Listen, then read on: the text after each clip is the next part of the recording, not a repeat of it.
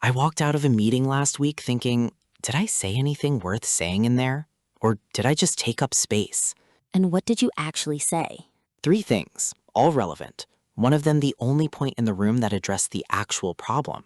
And I still walked out thinking I had not said enough, said it well enough, been enough.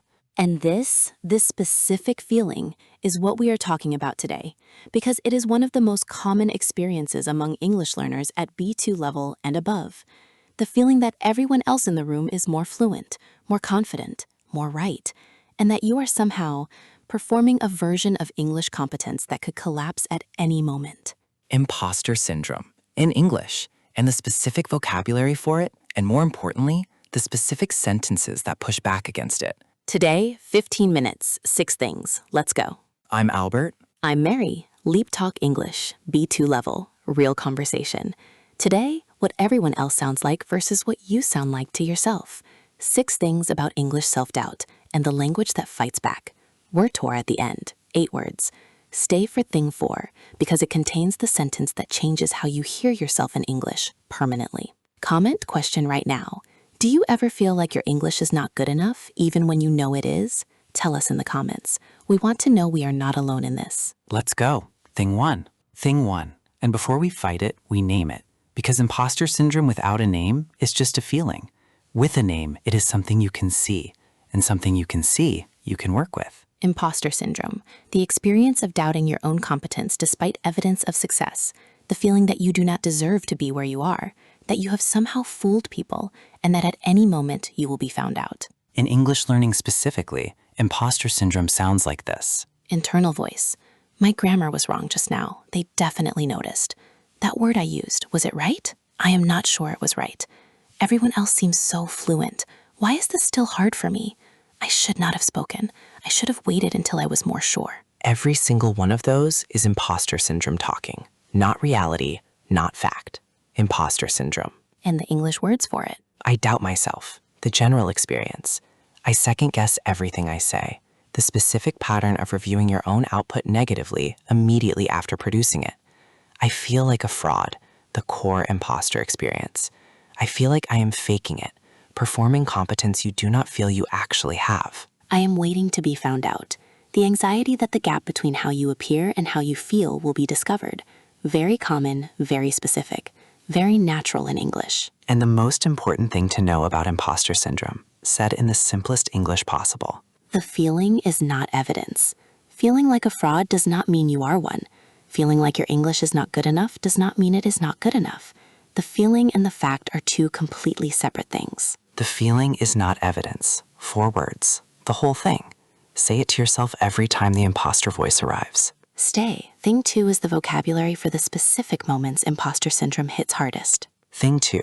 Because imposter syndrome in English is not constant. It spikes in specific moments.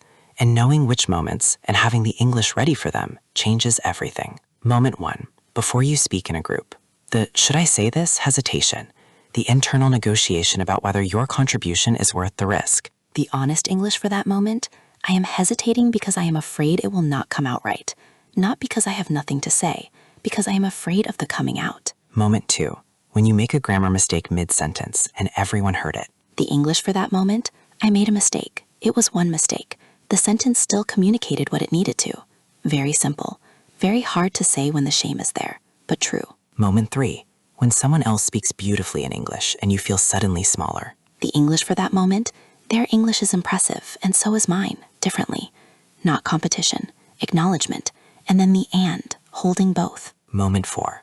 When you are not sure if you understood something and everyone else seems to. The English for that moment, I did not fully follow that. And asking for clarification is not weakness, it is attention. Asking for clarification is not weakness, it is attention. Store that sentence. Use it anytime you feel stupid for needing something repeated. You are not stupid. You are paying attention carefully enough to know you missed something. 4 moments, 4 honest English sentences. I am hesitating because I am afraid it will not come out right. It was one mistake, the sentence still communicated. Their English is impressive, and so is mine, differently. Asking for clarification is not weakness, it is attention. Stay. Thing 3 covers what you actually sound like to other people, and the gap between that and what you sound like to yourself. Thing 3.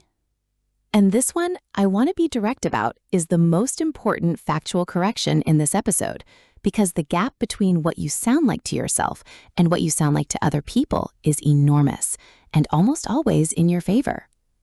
When you speak English, your brain hears everything: the slight hesitation before moreover, the word you changed last second, the sentence that came out slightly differently from how you planned it, the grammar you were not sure about, all of it, the full internal experience. The other person hears the sentence, the meaning, the confidence or lack of it in your voice, the content of what you said. They do not hear the hesitation you felt before the word. They do not know about the word you changed. They cannot see the internal uncertainty. They receive the output, and the output is almost always better than the internal experience of producing it. The phrase for this, I am a far harsher critic of my own English than anyone listening to me is. Say that out loud. I am a far harsher critic of my own English than anyone listening to me is, because it is true, and because naming it specifically is what begins to close the gap. And the specific things that English listeners actually notice versus the things imposter syndrome tells you they notice. What imposter syndrome says they notice: every grammar mistake, every hesitation, every word slightly misused, every accent, every pause, every sign of uncertainty. What English listeners actually notice, whether you are saying something interesting, whether you are engaged, whether you are confident in your meaning, even if not every word, whether you are someone worth listening to. Are you saying something interesting? That is the question a listener is actually asking, not is every sentence grammatically perfect. Interesting, engaged, confident in the meaning. And you, almost certainly, are saying something interesting. The imposter voice is just louder than the evidence. To the listener, I am a far harsher critic of my own English than anyone listening to me is. One sentence. Say it again, because it is the truest thing in this episode. Stay. Thing 4 has the sentence that changes how you hear yourself in English permanently. Thing 4. And I said before the episode, this is the one that stays with you. 6 words. What is it? I am allowed to be learning still. Say it again. I am allowed to be learning still. And what does that do? It removed the deadline, the secret deadline most English learners carry without knowing it, the deadline by which the English should be perfect, the hesitation should be gone, the imposter feeling should have ended. I am allowed to be learning still removes that deadline completely. It replaces it with permission, ongoing, permanent, unchallengeable permission. Still is the word doing everything, not I am allowed to be learning. That implies a phase. I am allowed to be learning still, even now, even after this much time, even at this level. Still, the permission does not expire. And the related sentences. I do not have to be perfect to be effective. One of the most liberating sentences in English learning. Perfect and effective are completely different targets. You can be imperfect and still effective, still valuable, still worth listening to. My English does not have to sound native to be excellent. The reframe of the standard. Native is not the only measure of excellent. Excellent means precise, warm, communicative, honest, all of which your English already is. The English I have right now is enough to say what I need to say. The sufficiency sentence, not the English I will have. The English I have right now is enough. To the listener, I am allowed to be learning still. I do not have to be perfect to be effective. My English does not have to sound native to be excellent. The English I have right now is enough. 4 sentences for every time the imposter voice arrives.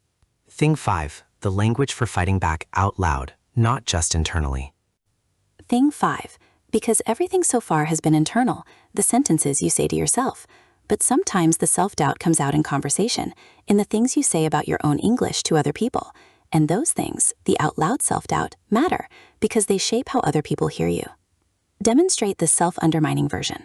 Sorry, my English is not very good. I hope that made sense. I'm not sure I said it correctly. Excuse my English, it is not perfect. I might be wrong about this word. And every one of those sentences, said before you have even started, tells the listener to expect less. And when you tell people to expect less, they often do. The replacement phrases. What to say instead. Instead of sorry, my English is not very good, say nothing. Start with what you want to say.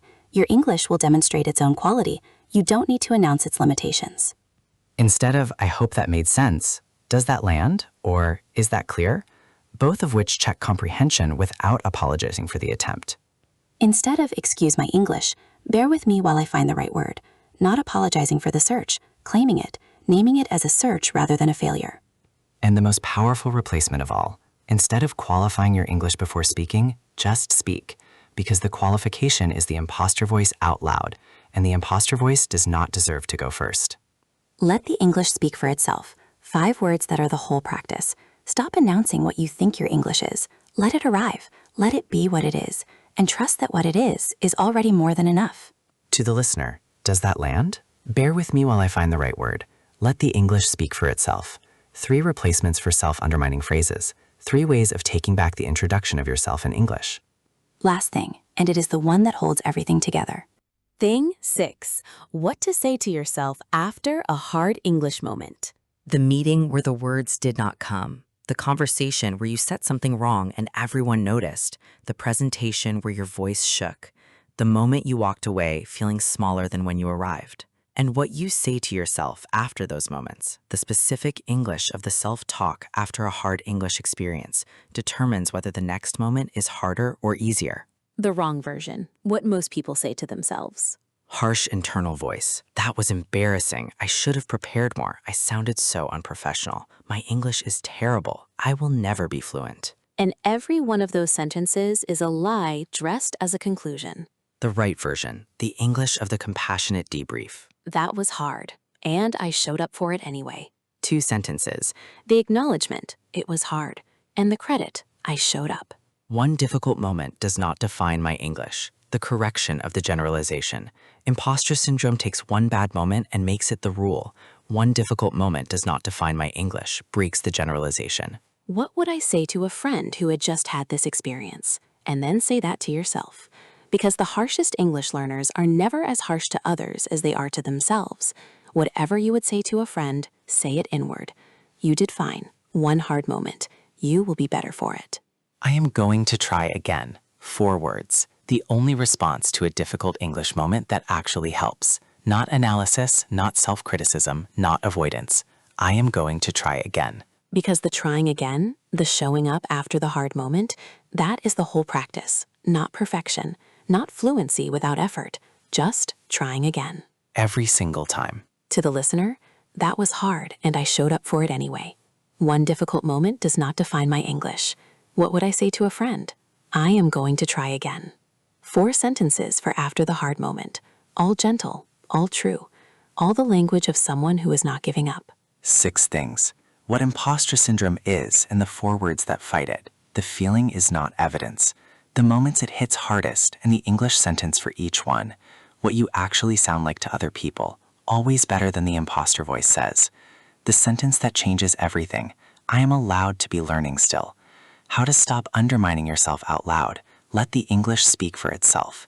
And the language for after the hard moment. I am going to try again. Because the trying again, the showing up after the hard moment, that is the whole practice. Not perfection. Not fluency without effort. Just trying again. Every single time. To the listener, that was hard and I showed up for it anyway. One difficult moment does not define my English. What would I say to a friend? I am going to try again. 4 sentences for after the hard moment. All gentle, all true. All the language of someone who is not giving up.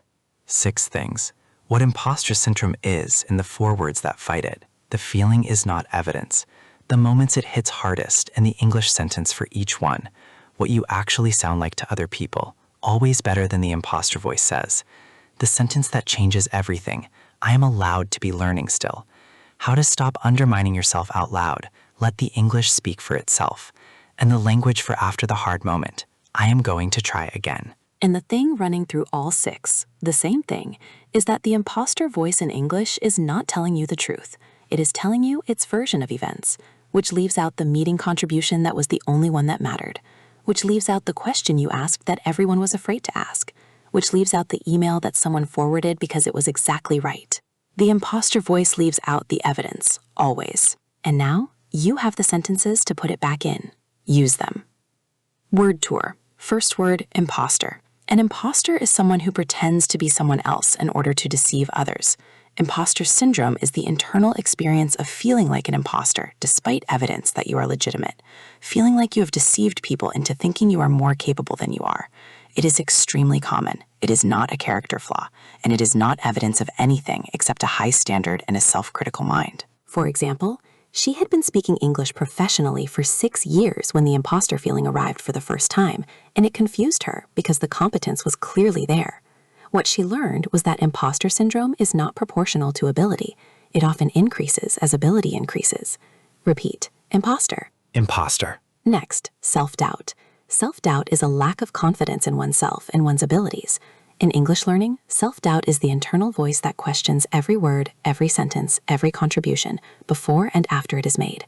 Self-doubt is not the same as humility. Humility is accurate. Self-doubt is the inaccurate exaggeration of limitation. For example, the self-doubt had been loudest just before the breakthrough, as if the gap between where he was and where he was afraid he would never get was at its narrowest and therefore most frightening. Repeat, self-doubt. Self-doubt. Next, compassion. Compassion is concern for the suffering of others combined with a desire to help. Self-compassion is extending that concern to yourself. In the context of imposter syndrome, self-compassion is saying to yourself what you would say to a friend in the same situation. It is not weakness. It is the most accurate and the most effective response to a hard moment. For example, she had always been compassionate toward other people's struggles with English, patient, generous, encouraging. Learning to extend that same compassion to herself was the harder and more important work. Repeat, compassion. Compassion. Next, legitimate. Legitimate means conforming to a standard. Valid, genuine, having the right to exist.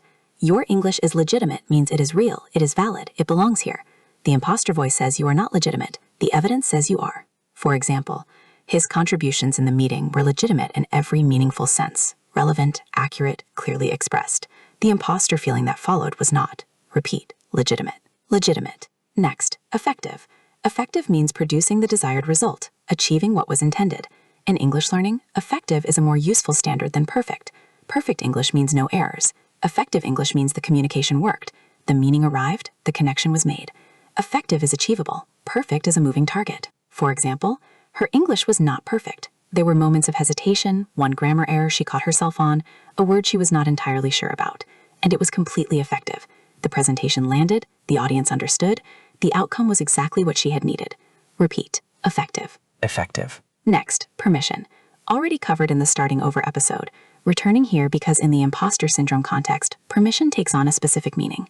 I am allowed to be learning still is self-permission, the active granting of your own right to be imperfect and in process simultaneously. Most people wait for external permission to be imperfect. Self-permission means not waiting. For example, the shift happened when she stopped waiting for someone to tell her she was good enough and started giving herself permission to be exactly where she was, not arriving already here. Already enough, still learning. Repeat, permission. Permission. Next, debrief. A debrief is a review of something that has happened, going over an experience to extract what was useful and acknowledge what was difficult. A compassionate debrief after a hard English moment is the practice of reviewing what happened with kindness rather than judgment. For example, he had always debriefed his English experiences harshly, cataloging every mistake, every hesitation, every moment of inadequacy. Learning to debrief compassionately, acknowledging the difficulty and the showing up simultaneously, changed how he approached the next difficult moment. Repeat, debrief, debrief. And our final word, evidence. Evidence is information that indicates whether something is true. The imposter voice is not evidence. It is a feeling. Feelings can be powerful and completely inaccurate simultaneously. Evidence is what actually happened, the contribution that was the only useful one in the room, the email that got forwarded, the question that needed asking and you asked it. The feeling is not evidence. The evidence is. For example, she had been collecting evidence against herself for years, every mistake, every hesitation, every moment of uncertainty. It took her much longer to start collecting evidence for herself. When she did, the picture was completely different. Repeat, evidence. Evidence. 8 words: imposter, self-doubt, compassion, legitimate, effective, permission, debrief, evidence. Everyone is a tool for the conversation with the harshest critic of your English, yourself. This week, one practice. After the next difficult English moment, the meeting, the conversation, the word that did not come, say this out loud. That was hard and I showed up for it anyway. I am going to try again. 12 words. That is the whole practice. 12 words after a hard moment. Because the imposter voice gets louder after hard moments. And the only thing that quiets it, consistently, reliably, permanently, is trying again. The feeling is not evidence. The showing up is. I'm Albert. I'm Mary. LeapTalk English. Thank you for listening and for showing up, despite the voice that says you should not. See you in the next episode. Bye, everyone. Bye.